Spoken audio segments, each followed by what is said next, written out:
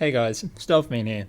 So I know I've been promoting a video over on Twitter covering both Project Safehouse and the Great War, but I needed to separate the two into two different videos now as new information has been brought to light.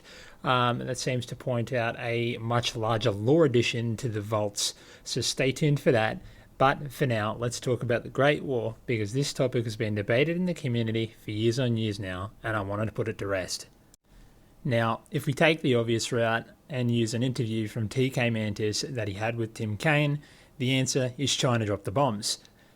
This is due to the United States' experimentation with the FEV. Now, we know apparently some people seem to think that the creator of Fallout's own words have absolutely no value at all, but a constant reminder to you that Tim is always thought about by Todd Howard and invited to most, if not all, major Fallout release events that happen. So let's use everything we have to determine who dropped the bombs. Let's start with a massive center point for this video. The Enclave president, Dick Richardson. He gives amazingly credible information that the US soldiers during the Great War were fighting in the Yukon and the Yangtze, and that the US was winning the war. This is actually shown in episode 6 of the Fallout TV show, The Trap, where additional soldiers have shown to be deployed to the east in a newspaper clipping that you can see on screen now. Now I'm going to let the president talk here for a little bit just so you can see for yourselves. You really don't know, do you? Let me tell you about mankind's salvation. A little history first. There was a great war, long before we were born. Our gallant soldiers fought from the Yukon to the Yangtze. We were winning, too, and then those damn Reds launched. We barely got our birds up. Well, no, it didn't. But at least it knocked the damn Red Menace back into the Stone Age. Now the president here makes the claim the US barely got their bombers into the air due to the Chinese surprise attack. And we can further support this claim by digging into another canon source, this time straight from Bethesda in Fallout 4. We can see in the switchboard, NORAD confirms unidentified submerged objects off the coast, as well as hostile planes later identified to be Chinese. This later identification is actually due to the constant use of stealth technology by the Chinese. At the same time, IONADS, or IONDS, the Integrated Operational Nuclear Detection System, detects 4 launches just after NORAD confirms the Chinese planes have flown over the United States. NORAD's detection of an unidentified submerged object is actually backed up with being Chinese stealth submarines by PAM. In an official record on December 17th in 2075, it has been dismissed at the time due to having no proof, other than the Shaanxi province having a spike in polymer imports and other compounds used for the Chinese stealth tech research on a macro scale. The fact that President Richardson's information actually correlates to the information we learn about the pre-war segments from the show in episode 6, with additional US forces being deployed to the east, it's entirely possible the Enclave are the only faction in the Wasteland that continue to teach their members the undoctored history of the Great War as we see it in the show. And just in case, in the off chance I get a comment about how the Enclave can't be trusted, not only does Dick Richardson's information above get corroborated by the show, some of the sources to follow, he's also the same character that confirms the Enclave took over the Project Safehouse and turned the vaults into experiments. This has been taken as true since, as we've seen it through the series with more and more vault experiments, from Fallout 3 to 4 to New Vegas. He also gives and admits to the Enclave's plans to gas the Wasteland with the FEV-13, which we also get corroborated by Dr. Curling in Fallout 2. And then again when the FEV is used in Fallout 3. This leads to more evidence that the president had zero intentions of actually lying to the Chosen One. And in fact, why would he or Dr. Curling feel the need to lie? As far as both are concerned, the second that gas is released, you're dead. And after you leave their site, Frank Horrigan's probably going to tear you in half, just like he did to other Deathclaws. Now, we can also use Captain Zhao here as an example from the Yangtze 31 and Fallout 4, who confirms he fired his high-yield nuclear missiles at the Boston area, and he was ordered to do so on October 23rd, 2077. According to Zhao, after firing his missiles, his sub hit a sea mine, causing significant damage to the vessel's reactor and turning him and his crew into ghouls. Once he made it to the Boston area port, he saw that Boston was in ruins, and he was reluctant to leave as the aftermath of the Great War was still underway. This reinforces Tim Cains' claim of China firing first, as well as President Dick Richardson, and it also reinforces Pam's submarine stealth fleet claim that she made years prior. So it's safe to assume that this isn't actually a lucky guess from Pam, as we learn from section 1092's report that Pam had also given the US military corrective measures to employ within the Taiwan Strait, which actually begun to stabilize the region.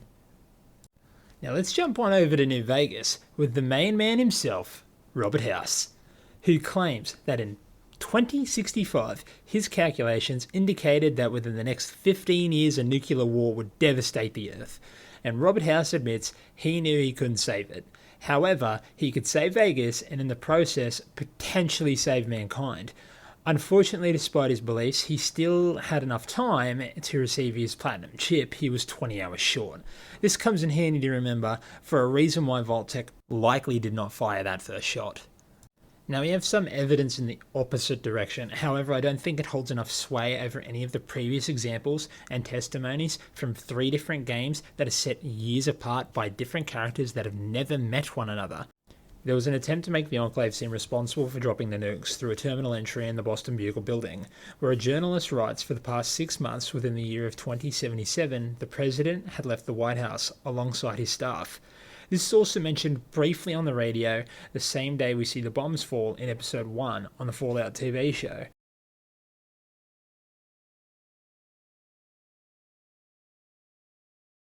In this article, the journalist claims there have been rumours of a shadow government that intended to take power in the United States when it ended up getting nuked, and it hints that atomic war may be close due to their moving to Control Station Enclave, or as we know it in the series, the oil rig. There's been a failed attempt by some of the community to attribute the Vault-Tec logo to the bomb in Megaton. This model of bomb aptly named the C-23 Megaton. However, as seen here on screen, this symbol is not the Vault-Tec symbol, so that's unfortunately not the case. However, there is proof Vault-Tec had assisted the military in creating nuclear weapons within Fallout 76. In fact, the overseer of Vault 76 was given the duty of securing nuclear silos for Vault-Tec, but as we see, it's impossible to authorize a nuclear launch without the rank of general within the US Army, and having the automated DEFCON system be set to 1, which, if we look through the lore for 76, the Enclave members there actually went through extreme lengths just for the automated DEFCON system to actually register a DEFCON 1. Now, we do know from the switchboard that NORAD had in fact declared a DEFCON 1, however we don't know exactly how this actually works with the automated DEFCON defense system within Virginia, which despite Chinese robots and mutant creatures roaming the lands, still failed to register a DEFCON 1 until the Scorch Plague finally took root through Virginia. Now, Vault-Tec had actually intended to further their own Vault experiments with technology developed within Vault 88. This vault was to seal itself and its members within before the bombs ever dropped. And within this vault, they would run prototype development technology. This included even brainwashing, and they were planning on pushing these technologies out into their existing vaults. But this was not scheduled for construction until 2078, and this was also very likely part of what Vault-Tec was going to do with its own experiments in its own vaults that it discussed during episode 8, The Beginning. As well, Vault-Tec had actual vaults that had yet to complete their construction. Now, we see this in Vault 88, as just previously mentioned, but Vault 114 in the Boston area, where this was actually intended to score quick cash and easy money from the upper-class, high-power individuals within Boston. And we see that Vault-Tec holds the deposits of people who get rejected. We see this in Fallout 3 with letters that you can actually find in mailboxes. Go have a look for yourself. They had plenty of financial bonuses, as well as an extra $200+ million, having gone over budget from the United States government that they still forked out. So fiduciary responsibility is very much likely a rumor that's circulating around civilian population, being pushed by radicalized groups like US communists, as well as the Free States. I believe there's too many factors here that prove Vault-Tec themselves are actually not even ready in any shape, way, or form for the bombs to drop just yet. And just as much supporting Tim Cain and the Enclave's own statements that the Chinese fired first. I mean, hell, we've even got Robert House to think about here. He was not ready for the bomb to drop, and he was a part of that meeting. I'm fairly certain if Vault-Tec intended to drop the bomb, they would have let the people there know. As well, I can prove in an upcoming video that the Enclave had already taken over Vault-Tec, and Bob, as we see her, is probably very much likely an Enclave representative or attempting to get into the Enclave.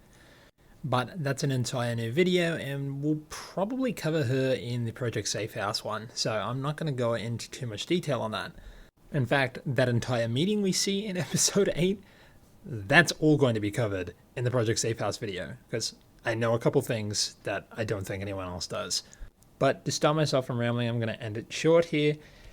I have more videos to come, including what I believe the Fallout 4 canon ending is, explaining why New Vegas looks abandoned in the Fallout TV show, as well as new lore that has been added, as I previously stated, for Project Safe House.